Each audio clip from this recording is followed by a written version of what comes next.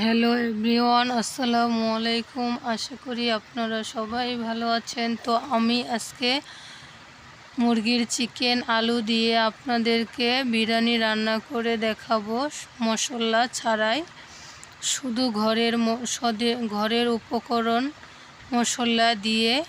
তো এখানে দেখুন আমি গোস্ত আলু ভালোভাবে ধুয়ে নিয়েছি, তার সাথে পেঁয়াজ কুচি করে নিয়েছি। এখানে এলাচ, দারচিনি, রসুন বাটা, কাঁচামরিচ, জিরা বাটা, আদা বাটা, তেজপাতা সব কিছু আমি একখানে নিয়ে নিয়েছি। আর এখানে নিয়েছি 3 পট চাল, আতপ চাল, আমাদের হাতের চাল, বাড়ির বানানো চাল। দেখুন, তো আপনারা অবশ্যই এটা ট্রাই করে দেখবেন। মশলা ছাড়াই এই বিরিয়ানিটা অনেক মজা লাগে। তো বন্ধুরা, প্রথম থেকে শেষ পর্যন্ত অবশ্যই সম্পূর্ণ ভিডিওটা দেখবেন, না হলে বুঝতে পারবেন না।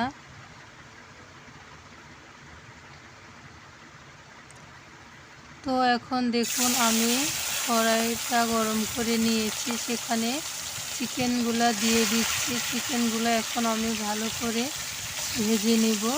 তো বন্ধুরা, অবশ্যই ভিডিওটা দেখার সাথে সাথে শেয়ার করে দিবেন, আর পছন্দ হলে লাইক করে দিবেন।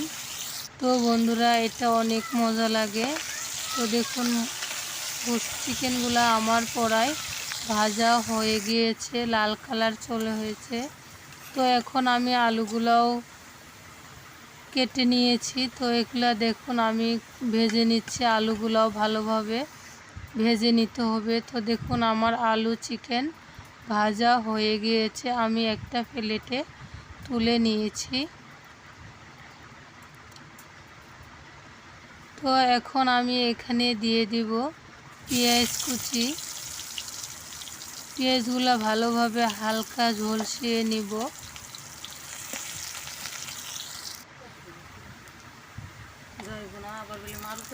তো এখানে আমি দিয়ে দিলাম এখন রসুন, আদা বাটা, জিরা বাটা, 2টা তেজপাতা দিয়ে এখন ভালোভাবে নাড়াচাড়া করব।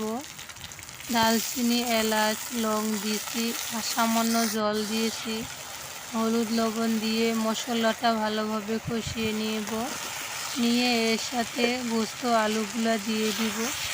তো এখন আমি এই গোস্ত আলুগুলা ভালোভাবে পানি দিয়ে ভালোভাবে রান্না করে নিতে হবে, সম্পূর্ণ রান্না করে নিতে হবে। তো আমার রান্না হয়ে গিয়েছে। এখন আমি পোলাও রান্না করার জন্য পেঁয়াজ, তেজপাতা, এলাচ, দারচিনি দিয়েছি। এগুলো এখন ভালোভাবে ভেজে নিব। তো দেখুন আমার এগুলা ভাজা হয়ে গিয়েছে হালকা করে, বেশি ভাজবো না তাহলে কালা হয়ে যাবে।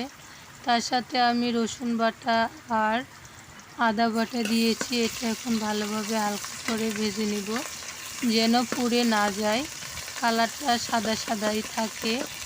তো এখন আমার এগুলা ভাজা হয়ে গিয়েছে। তো চালগুলো আমি ধুয়ে ঝাড়া দিয়েছিলাম। তো চালগুলো এখন আমি ভালোভাবে 2 থেকে 3 মিনিট ভেজে নিব, না হলে পোলাওটা বিরিয়ানিটা সুন্দর হবে না। তো এখন আমি এগুলা নাড়াচাড়া করে 2 থেকে 3 মিনিট ভেজে নিচ্ছি। তো দেখুন প্রায় আমার এই চালগুলা ভাজা হয়ে গিয়েছে। তো এখন আমি এখানে পানি দিয়ে দিলাম। তো এটা ঝরঝরা হওয়ার জন্য 3 পট চালে 6 পট পানি নিয়েছি, এই কৌটা দিয়ে মেপে নিয়েছি। তো যারা না পারে তারা কৌটা দিয়ে মেপে নেবেন, তাহলে অবশ্যই ঝরঝরা হবে, কোনো নরম হওয়ার ভয় থাকবে না। তো আমাদের পোলাওটা প্রায় হয়ে যাচ্ছে। দেখুন এটা আমাদের এখন অর্ধেক পানি খেয়ে ফেলছে, কিছুক্ষণ পরে এটা আমাদের হয়ে যাবে। তো বন্ধুরা, এখন আমাদের এটা পানিটা হালকা খেয়ে নিয়েছে। এখানে আমি কাঁচামরিচ, লবণ দিয়ে দিয়েছি, দিয়ে এখন আমি ভালোভাবে নাড়াচাড়া করে নিব।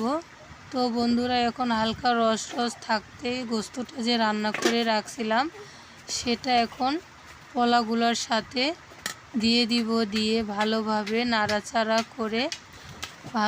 নাড়াচাড়া করে আমি ঢাকা দিয়ে রাখবো। অবশ্যই পোলাওগুলো অনেক সুন্দর ফুটে যাবে। তো দেখুন, এই কালার আসার জন্য আমি হালকা তরকারির মধ্যে চিকেনের সাথে হলুদ দিয়েছি। তো দেখুন কত সুন্দর ঝরঝরা হয়েছে, মশলা ছাড়াই কত সুন্দর বিরিয়ানি হয়ে গিয়েছে। তো আশা করি আপনারা সবাই এভাবে রান্না করে ট্রাই করে দেখবেন। এই বিরিয়ানিটা খেতে অনেক দারুণ মজা।